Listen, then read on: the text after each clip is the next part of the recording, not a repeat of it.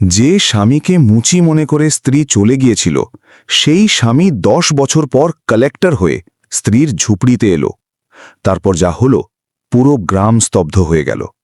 বন্ধুরা, এটি ওড়িশার একটি প্রত্যন্ত গ্রাম কটকপুরের সত্যিকারের গল্প, যেখানে মাটির কাঁচা রাস্তা, ভাঙা ছাদ আর মানুষের চোখে দারিদ্র্যের অভ্যাস বসে গিয়েছিল। এই গ্রামের শেষ প্রান্তে পিপল গাছের নিচে একটি ছোট্ট মুচির দোকান ছিল। না কোনো বোর্ড, না কোনো নাম, শুধু মাটিতে রাখা একটি কাঠের তক্তা, কিছু পুরনো যন্ত্রপাতি, আর বসে থাকত অজয় সিং। অজয়ের বয়স তখন কষ্টে সষ্টে 25 বছর। মুখে পরিশ্রমের ক্লান্তি ছিল, কিন্তু চোখে ছিল অন্য কিছু, এমন কিছু যা সেই গ্রামে খুব কম মানুষের চোখে দেখা যেত। স্বপ্ন, বড় স্বপ্ন। সে সারাদিন মানুষের ছেঁড়া চপ্পল সেলাই করত, আর সন্ধ্যায় সেখানেই হাত ধুয়ে একটি পুরনো বই খুলে বসত। গ্রামের লোকেরা হাসত, মুচির ছেলে বই পড়বে? কিন্তু অজয় কিছু বলতো না, শুধু মুচকি হাসত। অজয়ের মা সাবিত্রী দেবী প্রায়ই তাকে দেখতেন আর চুপচাপ চোখের জল মুছতেন। তিনি জানতেন তার ছেলে শুধু চপ্পল সেলাই করছে না, সে নিজের ভাগ্যও জোড়া লাগানোর চেষ্টা করছে। এই গ্রামেই থাকত প্রিয়া, সুন্দরী, পড়াশোনা জানা আর স্বপ্নে ভরা। তার শহরের জীবন পছন্দ ছিল, পরিষ্কার কাপড়, সম্মান আর এমন একটি জীবন যেখানে মানুষ তাকে দেখে মাথা নত করবে। যখন অজয় আর প্রিয়ার বিয়ে ঠিক হলো, তখন গ্রামে কথা উঠল, মেয়ে ভালো, কিন্তু ছেলে তো মুচি। প্রিয়ার বাবা গোপাল অনেক ভাবলেন। অবস্থা ভালো ছিল না, পাত্র কম ছিল আর বয়স বেড়ে যাচ্ছিল। শেষমেশ বিয়েতে হ্যাঁ বললেন। বিয়ে ধুমধাম করে হয়নি, না ঢাক না বাজনা, শুধু গ্রামের কিছু মানুষ, সামান্য মিষ্টি আর ঢের আশা। প্রিয়া ভেবেছিল বিয়ের পর হয়তো সব বদলে যাবে, কিন্তু পরিবর্তন শুধু আশায় ছিল, বাস্তবে নয়। বিয়ের কিছুদিনের মধ্যেই প্রিয়া বুঝতে পারল যে অজয়ে সেই মুচিই আছে। সকালে দোকান, দুপুরে দোকান, সন্ধ্যায় দোকান, বাড়িতে সেই একই দারিদ্র্য, সেই একই অভাব। প্রিয়ার কাছে এই জীবন ভারী লাগতে লাগল। গ্রামের মহিলারা কথা বলতো, দেখো, অমুকের বউ শহর থেকে শাড়ি এনেছে, তার স্বামীর সরকারি চাকরি আছে। আর প্রিয়া চুপচাপ তার ছেঁড়া স্বপ্নগুলো গুছিয়ে রাখত। অজয় চেষ্টা করত, প্রিয়া, একটু সময় দাও, আমি কিছু একটা হয়ে যাব। কিন্তু প্রিয়ার ধৈর্য প্রতিদিন কমে আসছিল। একদিন গ্রামে পঞ্চায়েত বসল কোনো একটা বিষয় নিয়ে। পুরো গ্রাম জমা হয়েছিল। সেই ফাঁকে কেউ একজন ঠাট্টা করে বলল, অজয়, তোর দোকান ভালোই চলছে নাকি? হাসি গুনগুন করে উঠল। প্রিয়ার মুখ লাল হয়ে গেল। বছরের পর বছর চাপা থাকা রাগ, লজ্জা আর তুলনা একসাথে বেরিয়ে এলো। সে সবার সামনে অজয়ের দিকে তাকালো আর সেই কথাগুলো বলে ফেলল যা হয়তো তারও বলা উচিত হয়নি। আমি ভেবেছিলাম স্বামী পাব, এখানে তো শুধু একজন মুচি পেলাম। পুরো গ্রাম স্তব্ধ হয়ে গেল। অজয় কিছু বলল না। সে প্রিয়ার দিকে তাকালো, তারপর নিচে মাটির দিকে। সেই মুহূর্তে তার চোখে জল ছিল না, শুধু কিছু ভেঙে পড়ার শব্দ ছিল। সেই রাতেই প্রিয়া বাড়ি ছাড়ল, মায়ের বাড়ি চলে গেল, পেছনে না তাকিয়ে। অজয় অনেকক্ষণ খালি বাড়িতে বসে রইল। মা এক কোণে নীরব ছিলেন। তিনি ছেলের কাঁধে হাত রাখলেন, কিন্তু কিছু বললেন না। শব্দরাও বোধহয় গরিব ছিল। পরদিন সকালে গ্রামে খবর ছড়িয়ে গেল, মুচির বউ ছেড়ে চলে গেছে। কেউ হাসল, কেউ করুণা করল, আর কেউ বলল হকি ছিল। সেদিন অজয় দোকানে বসল না, সে পিপল গাছের নিচে বসে রইল, তার সেই ছেঁড়া চপ্পলগুলোর মাঝে, যেখান থেকে সব শুরু হয়েছিল। সূর্য ঢলে পড়ছিল, আর অজয়ের চোখ থেকে প্রথমবার জল গড়িয়ে পড়ল। আর সেই রাতেই ছেঁড়া চপ্পলের মাঝে বসা অজয় প্রথমবার কাঁদল, আর সেখান থেকেই তার জীবন মোড় নিল। পরদিন সকালে যখন গ্রাম জাগল, অজয়ের বাড়ি নীরব ছিল। উনুন ঠান্ডা পড়েছিল। মা সাবিত্রী দেবী উঠে দেখলেন অজয় কোথাও নেই, না দোকানে, না বাড়ির আশেপাশে। শুধু টেবিলে রাখা একটি ছোট্ট কাগজ ছিল, যাতে লেখা ছিল, মা, মাফ করো, কিছু না হওয়া পর্যন্ত ফিরব না। সাবিত্রী দেবী কাগজটি বুকে চেপে ধরলেন। তিনি বুঝে গেলেন আজ তার ছেলে মুচি নয়, যোদ্ধা হয়ে বেরিয়েছে। এদিকে মায়ের বাড়িতে প্রিয়া শান্তিতে ছিল না। তার মনে হয়েছিল অজয় কাঁদবে, কাকুতি মিনতি করবে, মানাবে। কিন্তু না, কোনো ফোন এলো না, কোনো খবর। কিছুদিন পরে পঞ্চায়েতে তালাকের কথা উঠল। প্রিয়া না থেমেই হ্যাঁ বলে দিল। তার বাবা গোপাল শেষবারের মতো বললেন, ভেবে দেখ মেয়ে, গরিব কিন্তু খারাপ না। প্রিয়া ঠান্ডা গলায় জবাব দিল, আমার দারিদ্র্যকে ভয় লাগে। কাগজে সম্পর্ক শেষ হয়ে গেল, আর অজয়ের জীবনে একটি শূন্যতা চিরকালের জন্য লেখা হয়ে গেল। ওদিকে অজয় এলাহাবাদ পৌঁছে গিয়েছিল। বড় শহর, বড় ভিড়, আর কোনো পরিচয় নেই। প্রথম দিনেই বুঝে গেল এখানে পরিশ্রমও টাকা চায়। দিনে সে নির্মাণস্থলে ইট বহন করত, হাত ছিলে যেত, কাঁধ ফুলে উঠত। রাতে একটি ধর্মশালার কোণে বসে সেই পুরনো বইগুলো পড়ত। লোকেরা জিজ্ঞেস করত, এত পরিশ্রম কেন? অজয় শুধু এটুকু বলতো, কারণ এখন হারার সুযোগ নেই। অনেকবার না খেয়ে ঘুমোতে হয়েছে, অনেকবার মজুরি মেলেনি।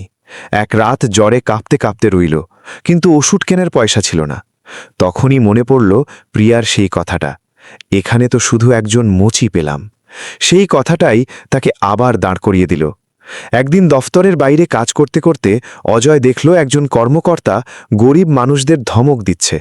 কাগজপত্র ঠিকঠাক ছিল, তারপরও গলা উঁচু ছিল। অজয়ের রক্ত টকবক করে উঠল। সেদিনই সে ঠিক করে নিল, যদি ব্যবস্থাই গরিবকে দাবিয়ে রাখে, তাহলে আমি ব্যবস্থার অংশ হব। সে প্রথমবারের মতো সিভিল সার্ভিস পরীক্ষার বিষয়ে ভালোভাবে জানল। লোকেরা হাসল, মুচির ছেলে অফিসার হবে?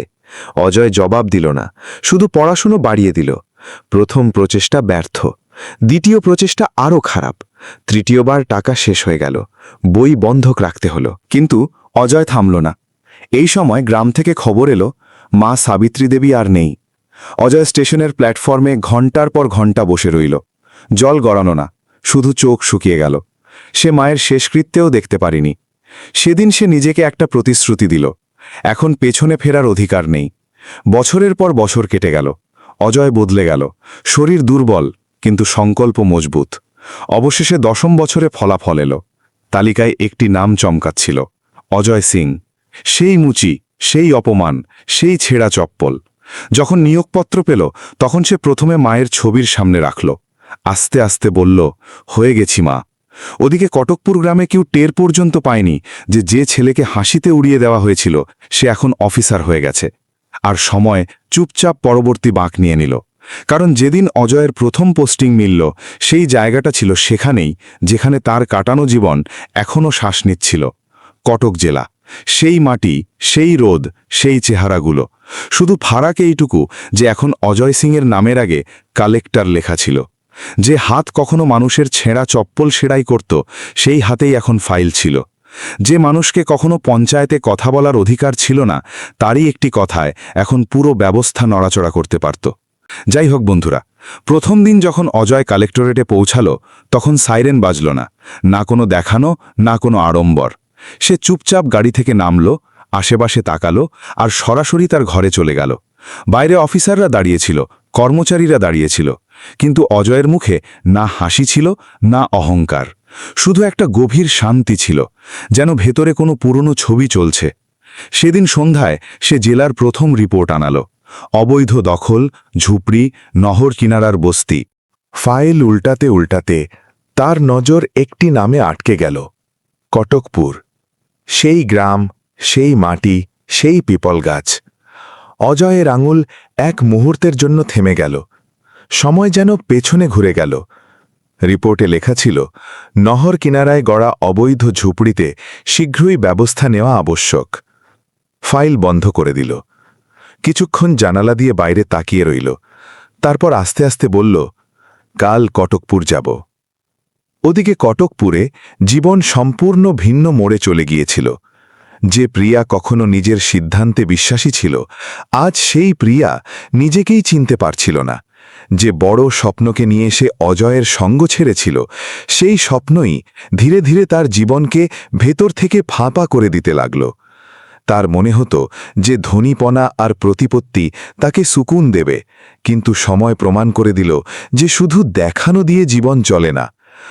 তার মনে হতো যে ধনীপনা আর প্রতিপত্তি তাকে সুকুন দেবে, কিন্তু সময় প্রমাণ করে দিল যে শুধু দেখানো দিয়ে জীবন চলে না। অজয়কে ছাড়ার কিছুদিন পরে প্রিয়া দ্বিতীয় বিয়ে করে নিয়েছিল। ছেলেটির নাম ছিল রোহান শর্মা। বাইরে থেকে দেখতে সবকিছু খুব ভালো লাগছিল। শহরে বাড়ি, পয়সার অভাব নেই, মানুষের সামনে প্রতিপত্তি। প্রিয়ার মনে হয়েছিল এবার তার জীবন পাটেতে এসে গেছে। কিন্তু সত্যিটা বেশিক্ষণ লুকিয়ে থাকতে পারেনি। বিয়ের প্রথম বছরেই আসল চেহারা সামনে এলো। রোহান মদ খেতে লাগল, ছোট ছোট কথায় রাগ করত, হাত তুলতে লাগল, আর প্রতারণা করা তার অভ্যাস হয়ে গেল। ধীরে ধীরে বাড়ির সব সামান বিকতে লাগল। প্রথমে গহনা গেল, তারপর জমি, আর শেষে বাড়িও। প্রিয়া প্রতিদিন ভাঙতে থাকল, কিন্তু এখন ফেরার কোনো পথ ছিল না। এক রাত রোহান কিছু না বলে বাড়ি থেকে বেরিয়ে গেল, আর কখনো ফিরে আসেনি। না কোনো খবর, না কোনো ঠিকানা। প্রিয়ার কাছে না স্বামী রইল, না সম্মান, না আশ্রয়। যখন সে মায়ের বাড়ির দরজা খটখটাল, তখন সেখান থেকেও তাকে ফিরিয়ে দেওয়া হলো। সবাই হাত তুলে দিল, আর শেষ পর্যন্ত সেই প্রিয়া, যে কখনো সম্মান আর উঁচু জীবনের স্বপ্ন দেখত, নহরের ধারে বানানো একটি ছোট্ট ঝুপড়িতে এসে থাকতে বাধ্য হল। সেই কটকপুরি ছিল, সেই দারিদ্র্যই ছিল, কিন্তু এখন ফারাক এইটুকু যে দেখার চোখগুলো ঝুঁকে পড়েছিল, আর মাথা লজ্জায় ভরা ছিল। দিন কোনো মতে কাটত। দুবেলার খাবারই সবচেয়ে বড় চিন্তা হয়ে উঠেছিল। তখনই একদিন গ্রামে খবর ছড়িয়ে পড়ল যে কালেক্টর সাহেব আসছেন। খবর শুনতেই পুরো গ্রামে তোলপাড় শুরু হয়ে গেল। মানুষ ভয় পেয়ে গেল, বিশেষ করে যারা নহরের ধারে ঝুপড়িতে থাকত। সবার মনে হচ্ছিল এখন বুলডোজার চলবে আর সব উজাড় হয়ে যাবে। প্রিয়াও এই খবর শুনল, তার বুক ডুবে গেল। সে মনে মনে বলল, কালেক্টর আসবে, ঝুপড়ি ভাঙবে, তারপর কোথায় যাব? সেই রাতে ঘুম হল না, এপাশ ওপাশ করতে থাকল। বারবার অজয়ের মুখ চোখের সামনে আসতে লাগল। সেই সোজা মুখ, সেই নীরবতা। সে নিজেকে ঝাড়তে ঝাড়তে মনে মনে ভাবল, এখন সে কি করবে? সে তো মুচি ছিল। পরদিন সকালে সরকারি গাড়িগুলো গ্রামের দিকে এগিয়ে চলল, ধুলো উঠতে লাগল। মানুষ রাস্তার দুপাশে দাঁড়িয়ে গেল, সবার নজর সামনের গাড়িতে। যেই সামনের গাড়ি থামল, ড্রাইভার দরজা খুলল, আর যে মানুষটা বেরোল তাকে দেখে পুরো গ্রাম স্তব্ধ হয়ে গেল। প্রিয়ার হাত থেকে জলের লোটা ছিটকে মাটিতে পড়ে গেল। তার বুক ধরাস ধরাস করতে লাগল, চোখ খোলা থেকে খোলা হয়ে রইল। সাদা শার্ট, সাদামাটা পোশাক, মুখে সেই পুরনো গাম্ভীর্য, সেই মুখ যাকে সে কখনো অপমানের চোখে দেখেছিল। ফারাক শুধু এইটুকু যে এখন সেই মুখের সাথে একটি পরিচয় যুক্ত হয়েছিল, কালেক্টর অজয় সিং। ভিড়ের মধ্যে কেউ আস্তে আস্তে বলল, এ তো সেই মুচিওয়ালা অজয়। প্রিয়ার কানে যেন শোর গুঞ্জন উঠতে লাগল। তার পা কাঁপছিল। সে ঝুপড়ির বাইরে দাঁড়িয়েছিল, চাইলেও নিজেকে লুকাতে পারছিল না। তার নজর ঝুঁকে গেল। অজয়ের নজরও তার উপর পড়ল, শুধু এক মুহূর্তের জন্য। না চোখে বিস্ময় ছিল, না মুখে কোনো ভাব। সে না থেমে এগিয়ে গেল। সরকারি অফিসাররা ফাইল খুলতে লাগল। বুলডোজার সেখানেই দাঁড়িয়েছিল। পুরো গ্রামের শ্বাস আটকে ছিল। অজয় প্রথমে পুরো গ্রামটা দেখল, তারপর নহরের দিকে নজর দিল, তারপর ঝুঁপড়িগুলোর উপর এক নজর দিল, আর শেষে সেই ঝুঁপড়ির দিকে যেখানে প্রিয়া দাঁড়িয়েছিল। সে অফিসারের কাছ থেকে ফাইল নিল, মনোযোগ দিয়ে পড়ল, আর কলম তুলল। সেই মুহূর্তে প্রিয়ার মনে হল, এখন যা হতে চলেছে তা শুধু আইনের ফয়সালা হবে না, বরং তার অতীতের পুরো হিসেব হবে। কারণ এখন সামনে কোনো মুচি দাঁড়িয়ে নেই, এখন সামনে জেলার কালেক্টর দাঁড়িয়ে। পুরো কটকপুর গ্রাম যেন শ্বাস থামিয়ে দাঁড়িয়েছিল।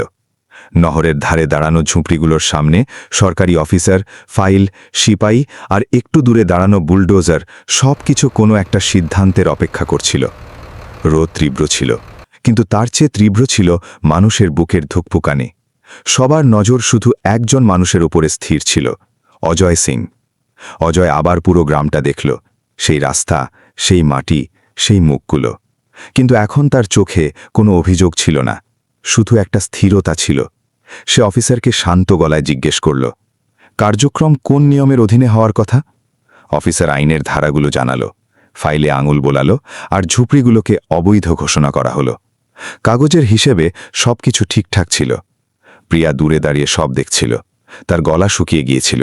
সে জানত এই ঝুপড়ি যদি ভাঙে তাহলে তার কাছে যাওয়ার আর কোথাও থাকবে না।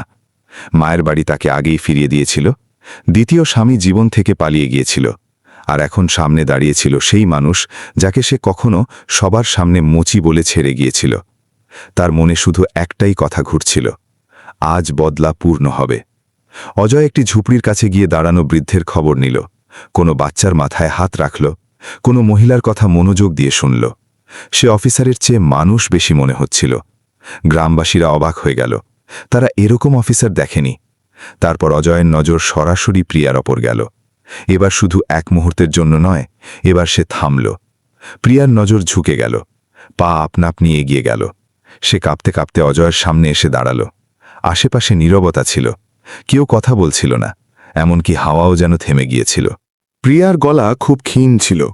অজয়, সে প্রথমবার তাকে নাম ধরে ডাকল, সেই নাম যা 10 বছর ধরে সে ভেতরে চাপা রেখেছিল। অজয় কোনো জবাব দিল না, না রাগ, না বিদ্রুপ, না হাসি। প্রিয়ার চোখ থেকে জল পড়তে লাগল। আমার থেকে ভুল হয়ে গিয়েছিল, অনেক বড় ভুল।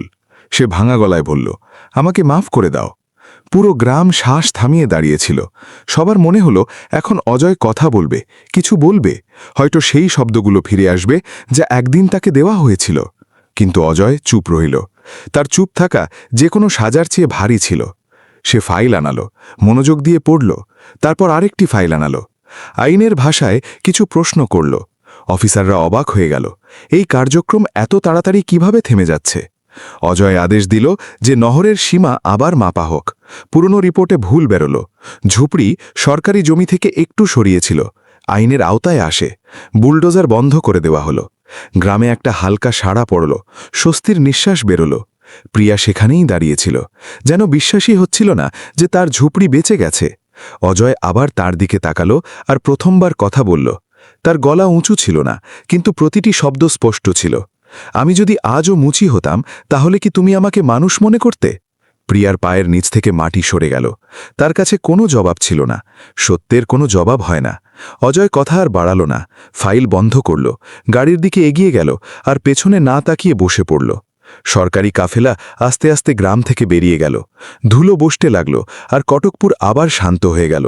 কিন্তু প্রিয়া সেখানেই দাঁড়িয়ে রইল, ভাঙা নয়, বরং শূন্য। কারণ আজ তার বোঝা হয়ে গিয়েছিল, যাকে সে দারিদ্র ভেবেছিল তা ছিল পরিস্থিতি, আর যাকে সে ছেড়ে গিয়েছিল সে ছিল মানুষ। আর এখন সবচেয়ে বড় শাস্তিটা বাকি ছিল। কালেক্টরের গাড়িগুলো কটকপুর থেকে বেরিয়ে গিয়েছিল, কিন্তু গ্রামের উপরে যে ভারী নীরবতা ছেয়ে গিয়েছিল তা সহজে ভাঙার ছিল না। মনে হচ্ছিল হাওয়াও যেন কিছুক্ষণের জন্য থেমে গেছে। মানুষজন আস্তে আস্তে নিজেদের বাড়ির দিকে ফিরে গেল, কিন্তু তাদের পায়ে আগের মতো চাল ছিল না। প্রতিটি চৌপাল, প্রতিটি গলি আর প্রতিটি দরজার আড়ালে শুধু একটাই আলোচনা চলছিল। যে অজয়কে কখনো মানুষ মুচি বলে হাসত, যাকে পঞ্চায়েতে দাঁড়ানোরও যোগ্যতা মনে করা হতো না, সেই আজ পুরো জেলার কালেক্টর হয়ে সেই একই গ্রামে এসেছিল। কারো চোখে বিস্ময় ছিল, কারো চোখে লজ্জা, আর কারো চোখে অনুতাপ। কেউ কেউ চুপ ছিল, কারণ তাদের বলার মতো আর কিছু বাকি ছিল না। কিন্তু এই সবের মাঝে প্রিয়া সেখানেই দাঁড়িয়ে রয়ে গিয়েছিল, ঝুপড়ির সামনে, নহরের ধারে। তার পা যেন মাটিতে গেঁথে গিয়েছিল। সে চাইলেও নড়তে পারছিল না। সামনে ছিল সেই একই ঝুপড়ি যা আজ তো বেঁচে গিয়েছিল, কিন্তু তার ভেতরে থাকা মহিলাটা পুরোপুরি ভেঙে পড়েছিল। ঝুপড়ি বেঁচে গিয়েছিল, কিন্তু প্রিয়ার মন উজাড় হয়ে গিয়েছিল। তার মন বারবার অতীতে ফিরে যাচ্ছিল। তার স্পষ্ট মনে পড়ছিল সেই দিনটার কথা, যখন পঞ্চায়েতের সামনে সে অজয়কে সবার মাঝে অপমান করেছিল। সেই সময় তার মনে হয়েছিল যে সে সঠিক করছে, যে সে দারিদ্র্য আর অভাব থেকে বেরিয়ে আসার পথ বেছে নিচ্ছে। তার মনে হয়েছিল যে সে নিজের জীবনকে ভালো করতে যাচ্ছে। কিন্তু আজ সেই জায়গায় দাঁড়িয়ে তার বোঝা হচ্ছিল যে সে জীবন বদলায়নি, সে তো নিজের হাতে নিজের ভবিষ্যৎ ভেঙে দিয়েছিল। অজয়ের সেই একটি লাইন তার কানে বারবার গুঞ্জন করছিল, আমি যদি আজও মুচি হতাম, তাহলে কি তুমি আমাকে মানুষ মনে করতে? সেই প্রশ্নটা তাকে ভেতর থেকে নাড়িয়ে দিয়েছিল। সেই প্রশ্ন কোনো বদলা ছিল না, কোনো কটাক্ষ ছিল না, সেটা ছিল আয়না, যাতে প্রিয়া নিজের আসল মুখ দেখে নিয়েছিল। কিন্তু সেই প্রশ্নের কোনো জবাব তার কাছে ছিল না। হয়তো এই কারণেই, কারণ সত্য প্রায়ই জবাব চায় না, শুধু স্বীকৃতি চায়।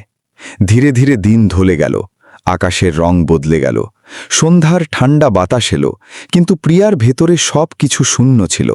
সে ঝুপড়ির ভেতরে গেল আর মাটিতে বসে পড়ল। না তার কাছে কাঁদার শক্তি ছিল, না নিজেকে বোঝানোর জন্য শব্দ। প্রথমবার সে নিজেকে সৎভাবে জিজ্ঞেস করল, সে কি অজয়কে ভালোবাসত, নাকি শুধু সেই সম্মানকে, সেই প্রতিপত্তিকে যার জন্য তার লালসা ছিল? জবাব একেবারে স্পষ্ট ছিল, আর হয়তো এই কারণেই তা সবচেয়ে বেশি যন্ত্রণাদায়কও ছিল। পরের কিছুদিনে কটকপুরে আরেকটি খবর ছড়িয়ে পড়ল। মানুষজন পরস্পর বলতে লাগল যে কালেক্টর অজয় সিং গ্রামের কাছে একটি সরকারি স্কুল খোলার আদেশ দিয়েছেন। স্কুলটি তার মা সাবিত্রী দেবীর নামে বানানো হচ্ছিল।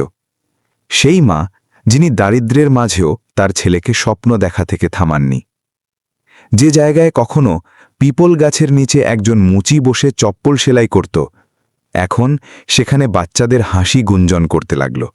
বই খুলল, স্লেটে অক্ষর তৈরি হল, আর গ্রাম প্রথমবার অনুভব করল যে পরিস্থিতি সত্যিই বদলানো যায়। অজয় আর গ্রামে এলো না, না কারো কাছে হিসাব চুকাতে, না নিজের গল্প শোনাতে, না এটা দেখাতে যে এখন সে কি হয়ে গেছে। সে এগিয়ে গিয়েছিল, শান্তভাবে, কোনো শোরগোল ছাড়া। প্রিয়া প্রায়ই দূর থেকে সেই স্কুলটা দেখত, বাচ্চাদের হাসি শুনত, আর তার চোখ ভরে আসত। সে ভাবত, যদি সেদিন সে অজয়ের সঙ্গ না ছাড়ত, যদি সে পরিস্থিতিকে মানুষের চেয়ে বড় না মনে করত, তাহলে হয়তো আজ তার জীবন অন্যরকম হতো। হয়তো সেও সেই পরিবর্তনের অংশ হতো। কিন্তু জীবনে কিছু দরজা এমন হয় যা একবার বন্ধ হয়ে গেলে আর খোলে না, সামনে যতই আলো থাকুক না কেন। সময় বয়ে গেল, ঋতু বদলাল, বছর পেরিয়ে গেল। প্রিয়া সেই ঝুপড়িতেই রইল। এখন তার মধ্যে না অভিযোগ ছিল, না আশা। সে কারো কাছে কিছু চাইল না, কাউকে কোনো প্রশ্ন করল না। সে জেনে গিয়েছিল তার সাজাটা কি। অজয়ের সাফল্যকে দূর থেকে দেখা, তার তৈরি আলোয় নিজেকে দাঁড়াতে না পারা, আর প্রতিদিন নিজের সিদ্ধান্ত থেকে চোখ সরিয়ে নেওয়া। আর অজয়, সে তার কাজে লেগে রইল, পুরো সততার সাথে, কোনো দেখানো ছাড়া, কাউকে হেও না করে। যে ব্যবস্থা কখনো তাকে তার অবস্থান মনে করিয়ে দিয়েছিল, সেই ব্যবস্থার মধ্যে থেকেই এখন সে অন্যদের পথ সহজ করছিল। কটকপুরের মানুষজন আজও এই গল্প বলে, একজন মুচির গল্প, একটি ভাঙা সম্পর্কের গল্প, আর এমন একটি সাফল্যের গল্প যা বদলার একটি কথাও না বলে সব কিছু বলে দিল। কারণ কখনো কখনো কাউকে সাজা দিতে বদলা নেওয়া দরকার হয় না, তার নীরব সাফল্যই সবচেয়ে বড় সাজা হয়ে যায়। বন্ধুরা, এই গল্পের সবচেয়ে বড় শিক্ষা এটাই যে মানুষের মূল্য তার আজকের পরিস্থিতি দিয়ে নয়, তার সংকল্প দিয়ে নির্ধারিত হয়। যে মানুষ আজ নিচে মনে হচ্ছে, সেই কালকে উপরে থাকতে পারে। কাউকে তার পেশা, টাকা বা বাধ্যবাধকতা দিয়ে বিচার করাটা সবচেয়ে বড় ভুল। কারণ পরিস্থিতি বদলাতে দেরি লাগে না, কিন্তু কাউকে ছেড়ে যাওয়ার ব্যথা আর অপমানের চোট সারা জীবন পিছু নেয়। সত্যিকারের মানুষ সেই যে বদলার ক্ষমতা থাকলেও মানবতাকেই বেছে নেয়। তো বন্ধুরা, গল্পটি কেমন লাগলো তা অবশ্যই কমেন্টে জানাবেন। আর এরকম আরও ভিডিও পেতে আমাদের চ্যানেল দ্য মরাল ম্যাপকে সাবস্ক্রাইব করুন।